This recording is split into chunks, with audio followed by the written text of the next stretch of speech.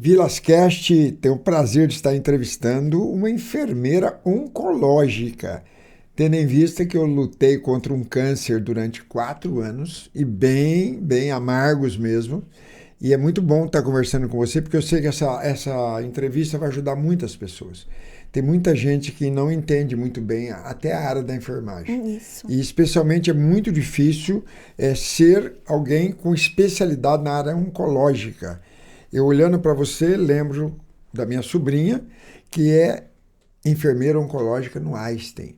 E aquilo me dava um certo constrangimento. Por quê? Porque eu não tinha acesso ao hospital onde ela trabalhava e aonde eu teria condição de ser tratado, talvez eu não tivesse aquele conhecimento que ela tem, para que pudesse, então, ser autoajudado. Uhum. Essa entrevista nossa vai ser muito boa, porque muita gente assiste às entrevistas, especialmente o professor Vilas Boas, devido a esse fato de ter passado por uma doença séria, e a gente a todo momento tenta encaixar o tema também nas entrevistas, independente do entrevistado, mas no seu caso é direto, né? Então vamos direto ao ponto. Fale para mim, o que te levou a ser uma enfermeira, oncológica? Tá. Então, eu sempre, quando era criança, né, eu sempre brincava. E aí, muito engraçado que eu brincava, a minha brincadeira preferida sempre foi escolinha. Sempre brinquei de escolinha. Mas o que me chama atenção hoje, que eu consigo perceber, é que na minha escola, os meus alunos, eles sempre estavam doentes. E eu era sempre a enfermeira dos alunos. Então, na verdade, eu já tinha ali um hospital-escola, né? Eu já estava brincando de um hospital-escola, só que não entendi ainda, ficava como brincadeira. E aí, durante a graduação, a gente faz vários estágios, né, em várias áreas. E aí, eu tive contato com os pacientes oncológicos. E aí, eu gostei, foi uma das áreas que eu mais gostei. E aí, decidi que eu ia fazer oncologia. Quando eu tinha 20 anos, eu também tive um tumor benigno, era um tumor benigno, né? Não é um câncer propriamente dito, mas é um tumor benigno. Também passei por um processo bem difícil por conta desse tumor. E aí foi onde eu me apaixonei ainda mais pela área e decidi, então, me especializar em oncologia. Hoje, quando a gente pensa, né, em pacientes oncológicos, a palavra oncologia, ela traz um tabu que é muito grande, Complexo, né? extremamente complexo. E as pessoas já logo pensam em morte, né? Mas hoje a gente tem uma visão muito diferente, assim. Hoje não se morre mais tantos pacientes oncológicos. A gente trabalha muito mais com a vida, né, do que com a própria morte. Mas mesmo assim, não tendo a questão como tinha antigamente, a própria palavra câncer assustava. Sim. E assustava muito. Eu tinha 8 anos de idade, eu ia para a escola e chegou um dia lá que X professora resolveu falar sobre os signos. E perguntava, você é de qual signo? Eu sou de Sagitário. E o outro, eu sou de Áries. E o outro? E quando perguntou para mim, eu sou de Câncer. Eu sou nascido em 12 de julho. E aí ela explicou, câncer de tanto a tanto, tchau, fui embora. Uhum. Quando eu chego em casa, ao entrar em casa com 8 anos de idade, falei, mãe, aprendi bastante sobre câncer hoje. Pau, me deu um tapa na boca, tão bem dado. Só de eu falar a palavra câncer. Aquilo me traumatizou. Aquilo eu falei, pô, o que é esse negócio de câncer? Porque se é uma criança de 8 anos, você não tem nem entendimento. Não. E não tínhamos televisão, não estava chegando a televisão à época, não tinha a informação que nós temos hoje. E o estigma era, se pegar câncer, vai morrer. Por quê? Porque a minha tia morreu. Porque a irmã dela morreu. Então, era uma doença muito complexa. Hoje, né? Até hoje, as pessoas da minha idade têm esse estigma. Mas, naturalmente, começo a perceber que começou a mudar também a cultura. Então, hoje não é uma doença mortal, ela é uma doença séria, mas que bem tratada, se possível bem prevenida, exatamente, antes de ser acometida, antes que ele se manifeste, naturalmente se torna mais fácil. Sim. Mas fala para mim, você se formou aonde? Como enfermeira, eu me formei na Universidade Paulista, que é a Unip. E aí, a minha especialização em oncologia eu fiz lá na Unifesp. Na Unifesp. Na Unifesp. E hoje? Hoje, eu faço um mestrado, que é na Ibero-Americana, e aí ele tem validade na Espanha. Depois vou validar ele pro Brasil, mas estou pleiteando aí uma vaga na Faculdade de Medicina da Santa Casa também para fazer ciências em saúde, para trabalhar justamente com pesquisa de células em pacientes com esclerose múltipla. Doutora, me ajude. Como é que eu faço? Eu estou doente. Como fazer a separação de uma frase dessa para um olhar que você vê que a pessoa está se autodegladiando, certo? E você não é doutora, você é uma enfermeira. Como é que você consegue fazer esse jogo de ser de fato alguém que a esperança dele foi toda colocada em você para que você de fato possa ajudá-lo sem ser a médica, mas sendo muito mais médico também do que muitos que fizeram a faculdade de medicina, mas não tem a especialidade que você tem. Como é que você faz esse jogo para poder ajudar aquela pessoa, independente da sua formação? Tá. A gente precisa compreender que adoecer é iminente do ser humano, É uma questão de tempo, É né? uma questão de tempo, exato. E hoje, muito mais, a gente pensando agora, pegando o gancho do câncer, né? Antes a gente tinha que os cânceres, eles estavam muito mais relacionados a fatores genéticos, né? E hoje a gente já tem pesquisas, inclusive o INCA, né, tem uma pesquisa maravilhosa que já fala que não, que hoje está muito mais relacionado às questões ambientais, E até alimentares. alimentares, então, poluição, falta de sono, estresse crônico, Agrotóxico, produto químico demais, exatamente. remédio demais, Bebidas, né, drogas álcool, ilícitas, cigarro. exato. Então, tudo está muito mais relacionado a esses fatores. Então, hoje, quando a gente fala numa concepção de adoecer, a gente consegue ter uma vertente muito grande para impedir que essas pessoas adoeçam, né? De repente, eu posso até ter uma questão genética na minha família, mas juntando a genética com todos esses fatores ambientais, a probabilidade de lá na frente eu adoecer é muito maior do que alguém que não fez essa prevenção na hora do adoecimento. Então, isso é uma coisa que a gente precisa. Isso é uma educação em saúde, que o enfermeiro, ele é especialista em fazer isso, né? A população, ela precisa ser informada, Esclarecida do qual é a missão do enfermeiro. do enfermeiro, exatamente assim, e qual é o importante, o papel, porque quando você vem para mim já estou doente, o que o enfermeiro faz? Então a doença já está estabelecida. Eu preciso fazer o quê? Te tratar para que essa doença ela não se espalhe, né, que você não tenha mais problemas, e aí te reabilitar para te devolver em condições de trabalho, de continuar a sua vida, suas atividades básicas e instrumentais da vida diária. É isso que a gente pensa, né? Quando já está doente. Mas qual que é o principal foco? Quando a gente pensa em saúde, quando a gente pensa de uma forma geral, não só o enfermeiro, mas o médico também, é que as pessoas não adoeçam, né?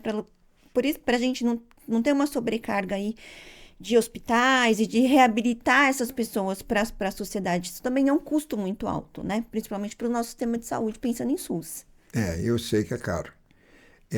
O mais interessante é que as pessoas não querem ficar doentes, mas agem como se queresse. Exatamente, é isso que essa é a grande dificuldade. A gente sempre fala que é um Botar trabalho o que de é a formiguinha. responsabilidade, o que é a responsabilidade Exato. dele, que só ele pode cumprir. Eu não Exato. posso beber, legal, vai fazer mal. Eu não posso fumar, porque vai fazer mal. Pô, mas eu gosto de fumar, mas eu gosto de beber, eu vou na balada e tal. E eu esqueço que a conta ela é cumulativa. Isso. Cada vez que eu bebo, cada vez que eu fumo, cada vez que eu como muita gordura, cada vez que eu não pratico exercício, o meu corpo vai ficando mais susceptível a adoecer. Adoecer, exatamente. A grande missão, então, seria essa, que é uma das áreas da enfermagem, fazer a prevenção. A prevenção. Esse é o ponto. É o ponto. É o ponto, assim, para melhorar a saúde, para as pessoas não adoecerem, é a prevenção. Pensando, né, agora a gente indo um pouquinho mais, a Organização Mundial de Saúde, ela tem a expectativa de vida das pessoas, ela aumentou, a nossa pirâmide, ela vai inverter. A previsão é para até 2030 isso, né? Então, hoje, a gente já tem, depois que a gente teve aí a transição demográfica, o que a gente tem? A gente hoje tem mulheres tendo cada vez menos filhos, né? E as mulheres estão cada vez mais na frente de trabalho. Então, vai chegar uma hora, e aí, pensando nessa questão de qualidade de vida, a gente vai ter muito mais pessoas com mais idades, com mais de 80 anos, dentro do mercado de trabalho, trabalhando, tendo suas funções, uma quantidade menor de crianças nascidas. Então, a pirâmide, pensando numa pirâmide mesmo, seria assim, uma proporção crianças, idosos, né? Então, isso vai ficar crianças e idosos. Impressionante. Então, o que que a gente tem? Olha como vai ser importante o papel do enfermeiro quando a gente fala em educação e prevenção, pensando nessa inversão dessa pirâmide que já está aí para 2030. A gente vai ter uma população, então, com mais idade, mas já vem com hábitos errados desde quando era criança. Então, assim, olha quanto suporte, né? Então, a gente vai ter que dar e trabalhar com essas pessoas. O interessante é que as pessoas primeiro acham que não vão ficar velhas, né? No primeiro Exato. momento. Aí elas, quando veem, já estão com 40, 50, começam a perceber, ó, não é tão ruim ficar velho. Mas aí depois elas começam a pensar que não vão morrer. É interessante isso. E continuam abusando. Continua abusando. Quando a doença se instala, é bem mais difícil. Sim. Por quê? Porque agora você tem que tratar E reabilitar. e reabilitar. E é doído. Por quê? Porque ou você vai pela rádio, ou você vai pela quimio, ou você vai pela cirurgia. Dos três caminhos, ele é complexo. A pessoa por si só tem dois fatores. Poxa, se eu tivesse mudado meu hábito, eu não estaria passando por isso. Certo? Certo. Mas como mudar o hábito, doutora, se todo caminho da comunicação que nós vivemos é nos induzindo a isso? É nos induzindo a eventos, a coisas onde eu vou ter que beber bastante. Se eu não beber, eu sou antissocial. Como levar essa linguagem para o jovem? Que ele vai ter que ser antissocial nesse sentido, mas cuidar do corpo, porque a única coisa que ele vai levar desta vida, não estou falando da morte, é levar o corpo dele até o dia da morte. Sim. Parece óbvio, mas não é óbvio. Porque imagina se você tem 50 e vai aumentar agora, talvez para 60 e a média 80. Ok? 80 mais, é este corpo que vai estar comigo até 80. Sim. Se eu não me cuidar, precisa estar saudável. Se eu não me cuidar, como é que o meu rim vai funcionar bem, ok? Se eu não cuidei dele. Como é que o meu fígado vai funcionar bem, se eu não cuidei dele? Como é que o meu cérebro vai funcionar bem, falando de saúde emocional, se eu não me cuidei dele? Exato. Ok? Lá na frente vai dar pane. Os nomes a gente já conhece. Alzheimer, é câncer, é diabetes, a demência. Eu entrevistei aqui um endócrino e aí ele falava, professor, a doença mais complexa hoje é o diabetes. Mas quando você vai pensar em toda doença, ela é complexa, porque ela tirou a normalidade da pessoa. A pessoa vai ter que tomar remédio, a pessoa vai ter que ir ao médico, a pessoa vai ter que fazer exames, a pessoa talvez tenha que passar por uma cirurgia. Como é que a enfermagem pode lidar com essa pessoa que talvez esteja deitada numa cama lá? Primeiro, ela não quer estar ali. Não. Segundo, ela não acreditava que ela estaria. Terceiro, ela sabe que está doendo. Quarto, para onde eu vou quando isso aqui acabar? Porque eu já, naturalmente, estou com um problema lá no meu emprego. Era para estar lá e estou aqui. Como é que faz na hora que você chega ali para conversar com ele? Porque o doente, falando de doente agora, tá? O doente sabe quando você bota a mão nele, se é por profissão ou se é por vocação. Sim. Ele sabe, a gente sabe. Sabe. Quando alguém vem dar um banho na gente, quando alguém vem trocar a sonda, quando alguém... A gente sabe disso. É interessante. É interessante. Como é que você faz para... Então, por isso que a gente fala que é um trabalho de formiguinha e provavelmente por isso que o médico falou para o senhor, né? Assim, é uma das doenças mais complexas. Quando a gente pensa em doenças que, teoricamente, as pessoas falam assim, diabetes e hipertensão, muito comum hoje, né? E cada vez mais pessoas jovens estão desenvolvendo a hipertensão. Então, a gente pensa assim, por que são tão complexos, né? Primeiro, porque são silenciosas. Quando você sente, você já está na hora de ir ali para o hospital, né? Já está tendo um infarto, então a situação já está um pouco mais grave. Ou você já está com um nível de glicose, e já tem as neuropatias, aí tem os machucados, enfim. Mas qual que é a complexidade de tudo isso? A gente fazer esse paciente compreender de alimentação. E aí, esses dias eu estava numa empresa fazendo também um trabalho de educação em saúde quanto enfermeira, e nós estávamos falando de alimentação, e aí um moço falou assim, mas eu sou diabético, mas eu como pouco açúcar. Aí eu perguntei para ele, o que é o açúcar para você? Ele disse, o açúcar, o saquinho de açúcar que eu ponho no café, o doce, pudim. Eu falei assim, então, mas o arroz também vira, o pão também vira, a batata também vira, todo o carboidrato também vira, né? Então, às vezes, é falta de esclarecimento, desse tipo de esclarecimento que é simples, e você fazer ele compreender e fazer o paciente entender que ele também é o autor da sua cura. Emocional e física. E física. Então, assim, é 50% e 50%, né? Eu te ofereço todos os cuidados que tem ali da cascata propedêutica que você trouxe. Mas, quando a gente pensa em te reabilitar e te devolver, você tem uma participação extremamente importante disso, né? E que remédio sozinho não vai resolver. Não vai resolver. Você precisa mudar hábitos. Fazer mudanças de hábitos é extremamente importante, né? E tanto mudanças de hábitos físicas mesmo, porque a gente hoje tem muito sedentarismo, né? Muito obesidade, enfim, alimentação e também as questões emocionais, né? Hoje, as questões emocionais também, elas têm um fator extremamente Especialmente depois da importante. pandemia, né? Principalmente depois da pandemia. A gente tem um outro fato que é bem curioso, assim, que chama bastante atenção, é assustador, na verdade, mas tem também um estudo da Organização Mundial de Saúde que até 2030, metade da população brasileira vai ter um diagnóstico de doença mental confirmado. Primeiro lugar, a ansiedade e a segunda, a depressão. Impressionante, né? Extremamente impressionante. E aí você fala assim, o que está relacionado a tudo isso? Há uma predisposição de desenvolver várias doenças, inclusive o câncer. Com certeza. A gente falaria aqui o dia inteiro, né? Falaria. Porque, naturalmente, é duas coisas que importam demais a todo ser humano. É a saúde física e a saúde mental. E as duas coisas funcionam perfeitamente. Não dá para segregar. Elas têm que estar em sintonia. Sim. Então, se eu trabalho em algum lugar, eu tenho que gostar de trabalhar ali. Se eu estou namorando tal pessoa, eu tenho que gostar de fato daquela pessoa. Se eu naturalmente me dedico a fazer tal coisa, eu tenho que fazer bem feito para que eu me sinta bem. É o mínimo. Não para que o outro veja.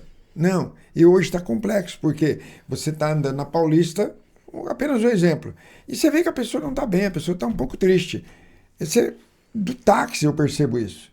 Tá? A pessoa não está bem. De uma hora para outra ela passou em algum lugar, um totem, um prédio, alguma coisa, ela olha para o prédio, vê o ângulo, e aí ela sorri. E aí ela faz alguma coisa ali, fala alguma coisa, manda para frente. E fica esperando os likes. Que complicado nós estamos, né? Por quê? Porque é um mundo extremamente artificial. De quem está fazendo e de quem está assistindo. Porque se ele bota lá o coraçãozinho, eu me sinto bem porque alguém assistiu. Mas se ele não bota, eu me sinto muito mal. E eu vejo que a outra pessoa recebeu 2.000 likes. E eu recebi só 4 likes. O meu, da minha filha, do meu pai e da minha mãe. Da família. E aí ele fala, caramba, eu não estou agradando. Isso gera uma doença emocional muito séria, chamado o quê? Chamado autoestima negativa.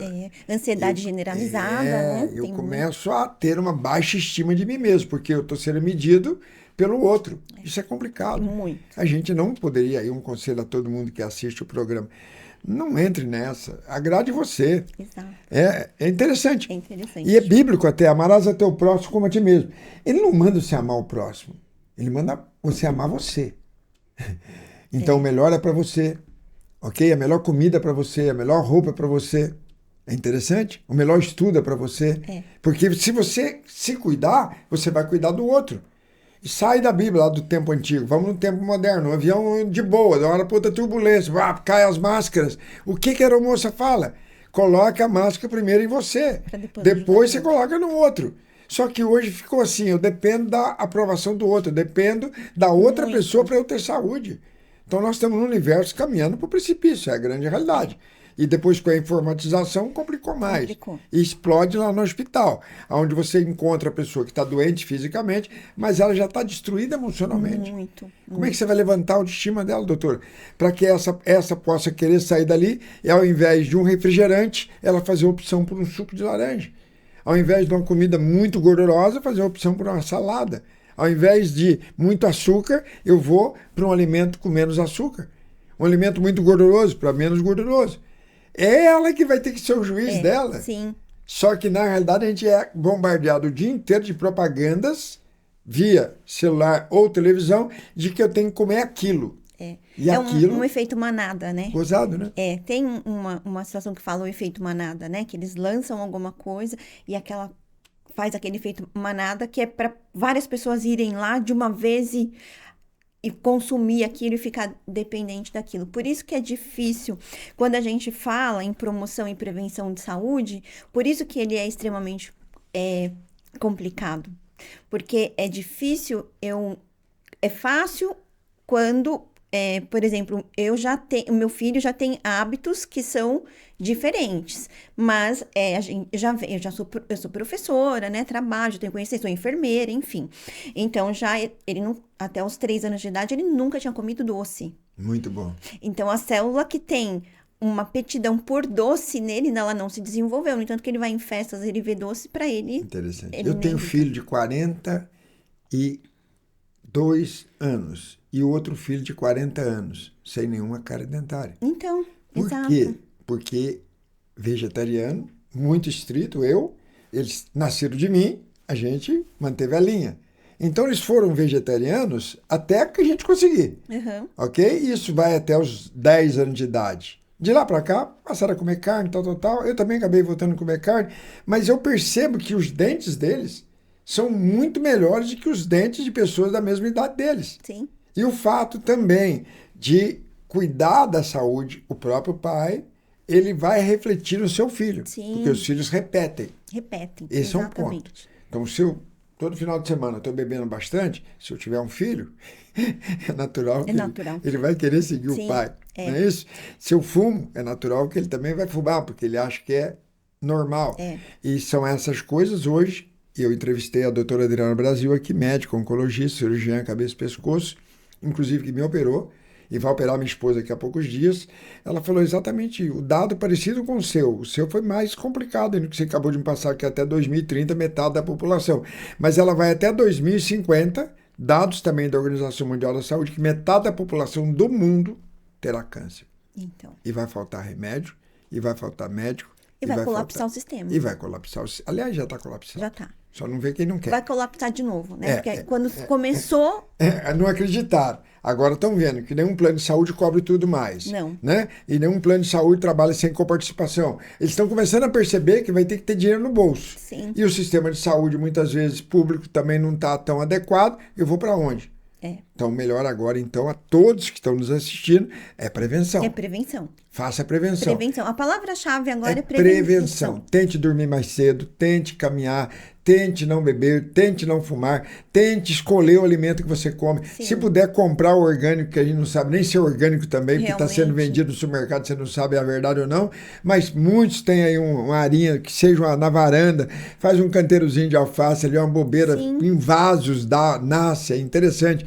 Aprender a cuidar. A cuidar. Sai, vou comprar um alimento, vai lá para o Parque Dom Pedro, vai lá na zona cerealista, ali você vai encontrar alimentos naturais. Sim.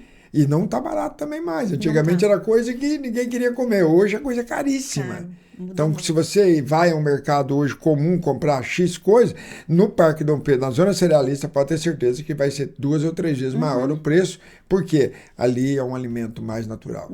Sim. Veja como mudou o conceito, né? Então, nós comíamos o que antigamente? Todos nós, no Brasil, a gente comia alimentos integrais. Por quê? Porque eram os escravos. Poucos eram os ricos, maioria escravo. E era dado ao escravo o quê? O arroz sujo, o trigo sujo, o açúcar sujo, que era a rapadura. E para eles era o refinado. Via para a Europa, passar por refinos, voltava para o país, o açúcar branco era refinado, né? Mas o negro usava a rapadura. E olha os dentes dos negros até hoje. Sim. É interessante isso. A cultura, como chegou boa para eles. É raro você ver um negro careca. Né? É raro você ver um negro que aparenta a idade. A maioria, eles vão muito bem. Então, a cultura do nosso país deu a eles o arroz integral, deu a eles o açúcar mascavo, deu a eles o trigo integral. E hoje não, hoje inverteu. Agora, quem tem dinheiro está conseguindo comer açúcar mascavo, está conseguindo comer arroz integral, está conseguindo comer grão de bico, está conseguindo comer coisas que não é natural, porque o natural é arroz, feijão e uma salada e um pedaço de carne. Exato. E lá na frente teremos problemas. É isso? Teremos. E a gente pensa também na questão não só da alimentação, mas na questão de poluição, né?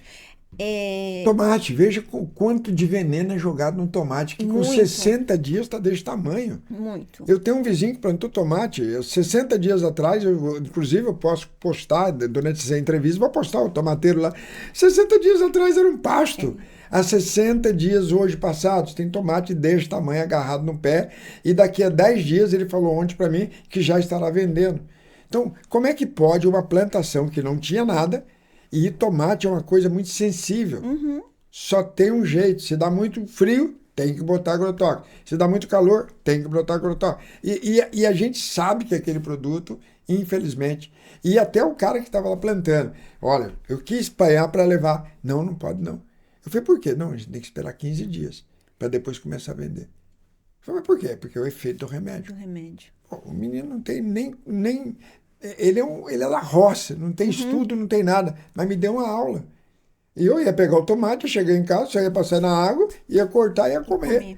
Tá entendendo? Como mudou o mundo. Então hoje nós temos um problema sério também com um alimento que vem vindo por aí, que cada dia mais artificial, mais não orgânico, e a gente está num problema. E tem as facilidades do fast food também, que mudou muito, né? Os padrões alimentares das famílias. E tá até mais barato hoje em dia, né? Você vê barato. Propagandas por aí, Sim. por R$25, são 2 hambúrgueres, não importa a marca. Você vai pegar 2, o double. Você vai pegar o pacotão lá. Aí, e o agora refrigerante, tem é à vontade. que é à vontade. É à vontade. Eu só pago, pego o copo e ali eu bebo 200 quilos, 200 litros daquilo ali. Sim. Ou seja, para onde nós vamos? Vamos caminhar para um caos. Um caos. Eu morei na América no ano de 1990 e o grande problema era obesidade. E nas escolas começava-se então a reeducar as crianças. No Brasil não se falava em obesidade. Na China hoje você não vê obesidade. Mas de uma hora para outra você começa a chegar ao alimento muito refinado, muito açucarado, muito facilitado, muito isso, muito aquilo. Daqui a pouco todo mundo está doente. Hoje a gente tem crianças com colesterol altíssimo, né? E pressão também. Pressão alta também. Sim. É impressionante. Falamos bastante do que é ser uma enfermeira. Agora vamos falar um pouquinho sobre a faculdade que você dá aula. Não é isso? Que agora está abrindo vagas aos policiais militares, especialmente para o curso de enfermagem. Para o curso de Direito, Psicologia, Enfermagem e Medicina Veterinária. Fala um pouquinho para nós da faculdade, dessa possibilidade real que o policial passou a ter. E no terceiro bloco, vamos tratar da dor nas costas, que muitas vezes o polícia percebe que está incomodando. Ele carrega um colete pesado o dia todo, ele carrega um armamento pesado, o cinto é pesado, toda a estrutura que ele carrega no corpo é além do que ele deveria estar carregando. Que deveria estar carregando roupas leves, roupas apropriadas, né? Roupas que pudessem receber uma boa transpiração. Não. Vamos apertando, e aí de uma hora para outra complica. Mas vamos falar então primeiro da faculdade, da FAG. O nosso grupo ele é composto então pela FAG. A FAG ela é a faculdade que compõe os cursos de Direito e Psicologia. Nós temos também a faculdade Anclivepa. E aí a Anclivepa, nós temos dois grupos também, Anclivepa São Paulo e Anclivepa. Todas essas instituições, elas compõem o grupo chamado UNIA. Então, o curso de enfermagem, ele está dentro da Anclivepa São Paulo, mas que também é da FAG e também é da Anclivepa, que compõe o grupo UNIA. A holding seria UNIA, o nome? Isso. Que compõe todos? Todos, o grupo UNIA. Ok. Então, o nosso curso de enfermagem ele é composto por 5 anos, então são 5 anos de curso. Nós temos a nota máxima no MEC, que é nota 5. Muito bom. É a nota máxima. Nós temos alguns diferenciais que a gente oferece dentro do nosso curso, que é bem legal, porque agora, recém, o Corencofem liberou sutura simples para o enfermeiro, e isso não era ensinado na faculdade, né? Então, tem que fazer um curso fora, depois que você se forma, para se habilitar. Eu já sou habilitada em sutura, então a gente tem como um diferencial que no 7º semestre a gente ensina os nossos alunos a também fazer sutura simples. Então, um policial, por exemplo, quando ele chega lá no hospital e ele tem um ferimento, o enfermeiro ele tem condições de fazer essa sutura simples para esse policial, sem a necessidade de um médico. Interessante. Já foi liberado para nós. Então, esse é um diferencial também do nosso curso que a gente traz. Sem contar que a gente tem os centros de simulação realística para as aulas ficarem ainda mais práticas, né? Porque a prática é extremamente importante, pensando que a gente vai trabalhar com vidas, né? Então, desde o primeiro semestre, a gente tem essas aulas práticas. Pensando também, pensando em saúde, né? Muitas das vezes, a relação que a gente percebe de paciente, médico e enfermeiro, ela é diferente. Muitas vezes o enfermeiro, ele descobre coisas que o médico ele não conseguiu descobrir, justamente por conta do contato que a gente Mais tem, tempo com o muito paciente. mais tempo, né? É. Então, o enfermeiro ele é preparado mesmo para o cuidar, né? O cuidar humanizado mesmo, assim. Cuidar, então, para não adoecer, cuidar quando está na fase já doente, cuidar e reabilitar, e o cuidado também caso venha a óbito, né? Sem contar, então, que o cuidado ao nascer. Então, o enfermeiro, ele tá com o paciente do momento que ele Nascimento até a nasce sua morte. até a sua morte. É o Interessante. profissional enfermeiro Você que falou tá. uma coisa interessante, né? Eu lembrava que onde eu estava internado, e o enfermeiro que falava, o médico vai passar tal hora. Exato. Mas o médico passava minutos. Ele olhava a planilha e anotava alguma coisa, um bom dia e fui. Mas era o enfermeiro que traduzia tudo para mim. Sim. Aí eu perguntava, como é que é? Ele falou, não, fica tranquilo, é isso aqui, assim, assim, assim, assim, assado. Então vocês têm uma formação muito bacana, porque ela é humanizada de fato. Até pelo que você está falando, você passa a ter mais tempo. O seu plantão ali é para dedicar àquela pessoa. E é exatamente o ouvir, né? Porque muitas vezes o ouvir já cura. Sim. Só de você dar atenção a um outro ser humano, ele já sai melhor do que ele chegou ali. Sim. E é muito interessante isso que o senhor falou, porque às vezes o paciente, muitas das vezes, ele quer ser ouvido mesmo, assim, falar, que ele tem aquela necessidade de falar, porque muitas vezes em casa ele fala, mas as pessoas não estão ouvindo, né? Não, por quê? Porque já tem esse preconceito, ele é velho, esse cunhado não gosta muito dele. Ou seja, a gente foi com a vida, os problemas da vida, e vai afastando a gente dos mais próximos nós, que são os próprios familiares. Por isso que dia de Natal, no mundo, o dia 26 é o dia que tem mais suicídio no mundo. Por quê?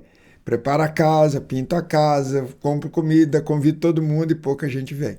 E o senhor sabe que no hospital, é um fato curioso, assim, que os pacientes, quando eles têm alta próximo do Natal, as famílias normalmente não vão buscar. A assistente social vai atrás e aí vai buscar depois da época de festas. Interessante, né? Não sabia disso também.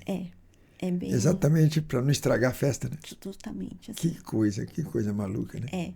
Então, a gente sempre fala assim, o hospital, ele funciona sem um médico, mas ele não funciona sem um enfermeiro. Não, porque vocês são tudo ali, é psicólogo, é tudo junto. Tudo. E volto a dizer, né? A gente sabe quando vocês põem a mão na gente. Né? E aqui cabe um agradecimento aos meus filhos que quebraram essa estatística que você falou. Eu tive alta do ICESP, Instituto do Câncer de São Paulo, exatamente às 20 horas do dia 18 de dezembro. Então, em tese, eu já estaria atrapalhando, né? Porque eu já vou chegar na fase do Natal, né? Com sonda no nariz, magro pra caramba.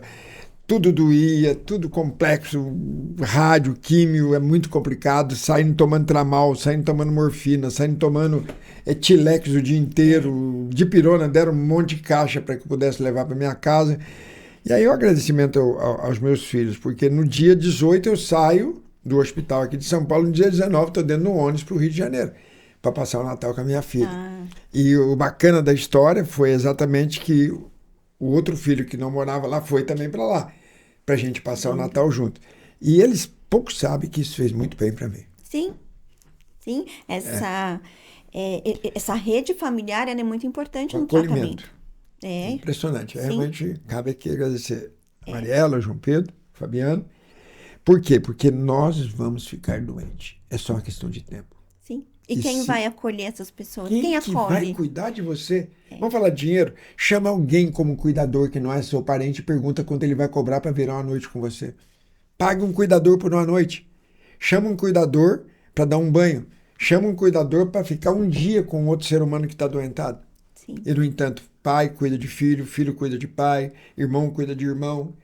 Porque não é uma relação de custo-benefício, é uma relação de amor. De amor. E isso que você acabou de falar, que muitos, infelizmente, não buscam seus familiares, caberia aqui um conselho a todos que estão nos assistindo. Não deixe seu parente no hospital nem um dia mais após o dia da alta, e não importando o que virá pela frente, se é uma viagem, se é um Natal, se é isso, se é aquilo, não importa, porque a coisa que o cara mais quer é voltar para casa. Sim. Porque na casa ele tem exatamente o acolhimento. Sim, porque no hospital, por mais bem tratado que ele seja pela equipe de enfermagem, a gente tem que pensar que o hospital não é a casa dele, não tem o cheiro, não tem as coisas, é um ambiente hostil. E assim, que eu esteja tratando desse paciente há 20 dias, mas toda hora eu tô lá no quarto, né? Então, assim, eu acordo ele toda hora, eu tenho que fazer Ele não tem perguntas toda sequência, hora, né? né? Então, não é Quebrou a bom. rotina dele. Não Quebra, é, a rotina né? não era para o hospital. Exato, falar assim, tá, sou bem tratado, tudo, mas gostoso é estar em casa, né? É. Onde é gostoso? Gostoso está em casa. Eu não posso Com terminar saúde. essa nossa fala sem te contar um segredo. Que não vai ser tão segredo mais, né? Quando diagnosticado do câncer, primeiro que eu não acreditei. É sempre um Não choque. não é comigo. Eu falei, pô, peraí, eu tenho 59 anos, nunca fumei, nunca bebi, Exato. tá? Vegetariano, cuidei pra caramba da minha saúde. Não, câncer de fumante? Aí o médico falou, seu pai fumava? Sim, 3 carteiras de Hollywood por dia, sem filtro, não existia filtro naquela época. Então, é possível que você tenha herdado. Pouco, mas é possível. Né? Média 10% você herda a doença, né? Aí bacana. Primeiro que você não aceita. Aí sempre andei de terno para tudo quanto é lugar na minha vida, sempre trabalhei de terno, e aí eu ia pro tratamento de terno. E era típico, né? Porque você é lugar de doente, é lugar de nego que tá para baixo, é lugar, sabe? E aí, resultado, eu comecei, porque eu pensava, isso aqui é 2 semanas, tá resolvido, vai passar, né? E eu notava que os médicos, quando conversavam comigo, eles não entendiam que eu não entendia que estava doente. Eles não entendiam isso. Eles falavam, pô, esse cara não entendeu a doença ainda. Na ficha dele não caiu. E olha que prova que eu vou te dar e a todos vocês que me assistem. Chegou um dia, já fazendo a rádio lá no ICESP, e aí era doutor Arnaldo, mas para ligar o hospital de clínicas com o ICESP, há uma ponte por cima de uma pista lá, né? Uma pista de duas ruas embaixo. E eu tinha que descer do Uber, em frente o ICESP, de fato, entrar por ali, fazer a primeira triagem e então ser deslocado do outro lado para fazer a rádio. Tá. E a minha mulher aqui ia comigo. Bom, mas quando você vai cortando 2 grandes hospitais, você vai vendo coisas que você não quer ver. Sim. Né? E não é bacana. E aí eu pensava, de terno, passando, para ir lá fazer a rádio. E o rádio, quem está me assistindo aí, a primeira sessão é uma moleza que tem, ainda mais rádio na garganta, é uma moleza. A segunda moleza, da terceira para frente a coisa complica, porque aí começa a travar tudo. Você não consegue engolir mais, para respirar é mais difícil, A pele fica vermelhada, começa a né? queimar, Começa a queimar. e aí é complicado, né? E aí, resultado, eu falo, poxa, mas isso aqui, esse câncer pegou no corpo errado. Isso não é para mim, não. Então, não quero mais serviço nesse hospital.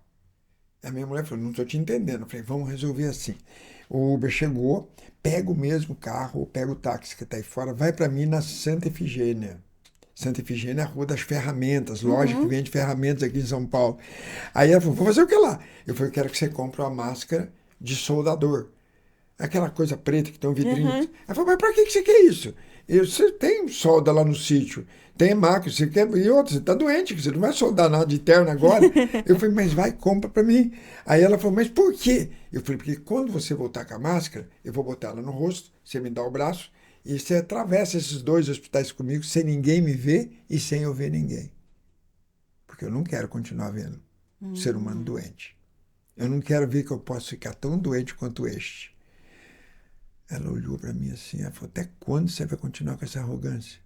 Até quando você vai continuar achando que não é com você essa doença?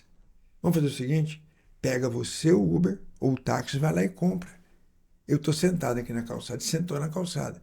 Eu vou esperar. Só que tem um detalhe, quando você chegar com a máscara, você vai botar a máscara no rosto e vá sozinho. Atravessa o hospital sozinho. Vai lá. Né? Tenta.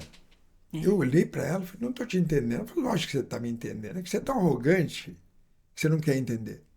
Eu passei por 2 derrames, ela falando. Eu passei por 2 derrames. Eu só melhorei quando eu enfrentei a doença. E você não entendeu até agora que você vai ter que admitir que está doente, aceitar o tratamento, olhar para o rosto de todo mundo nesse hospital, olhar com olhar de irmão, se possível dar um abraço, porque você é tão doente quanto eles. E não é usando uma máscara que você vai resolver o seu problema. Ali virou a chave. Virou a chave. Porque a aceitação ela já é 50% da cura, né? Aí eu tô, hoje, 2018, 2025, entrevistando você. Em câncer na língua. Carcinoma epidermoide metastático, que você sabe o que eu estou falando. Não é uma doença fácil de vencer. Ela, a doutora que eu entrevistei, você é ponto fora da curva. Lógico que tem dor chata, lógico que eu não tenho saliva a mais, lógico que tiraram todos os meus dentes, lógico que eu fiquei surdo, isso é lógico. Pô, mas eu estou vivo. Se eu estou vivo, eu vou fazer o meu melhor. Exato. Tá entendendo? Mas em um ponto, você tem que aceitar a doença. Tem que aceitar. Vai ser pouco tempo, vai ser muito tempo, não importa. O fato é que se você não aceitar, você não sai dela.